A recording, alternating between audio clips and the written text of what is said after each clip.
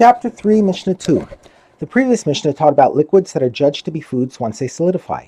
The Mishnah now lists liquids that do not share this rule.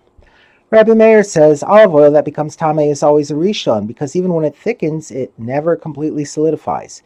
It is therefore always considered a liquid with respect to tuma, and a tameh liquid is a rishon. And the sages say even honey that becomes tameh is always considered a rishon because honey too never becomes completely solid. Rabbi Shimon Shazuri says even tameh wine that solidifies always has the status of a rishon because it too never becomes completely solid. Under biblical law, tameh foods and beverages do not transmit tuma to utensils. By rabbinic decree, however, tameh liquids do transmit tuma to utensils. This Mishnah deals with tameh olives that fell into an oven. The olives themselves cannot make the oven tameh because they are food, and food cannot make a utensil tameh.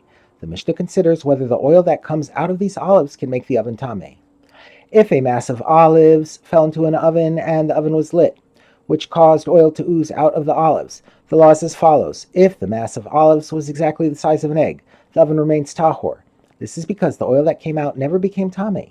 It did not become tameh while it was inside the olive, because the sherets that touched the olive and made it tameh did not touch the oil inside the olive.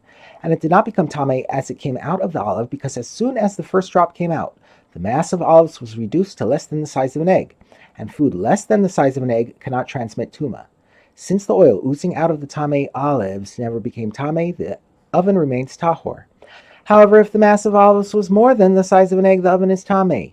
This is because as soon as the first drop of oil comes out from the mass of olives, it becomes tameh from touching the mass while it is still the size of an egg. This drop of tameh oil then transmits tuma to the oven. The Mishnah concludes by teaching the law for olives that were not pressed together into a single mass.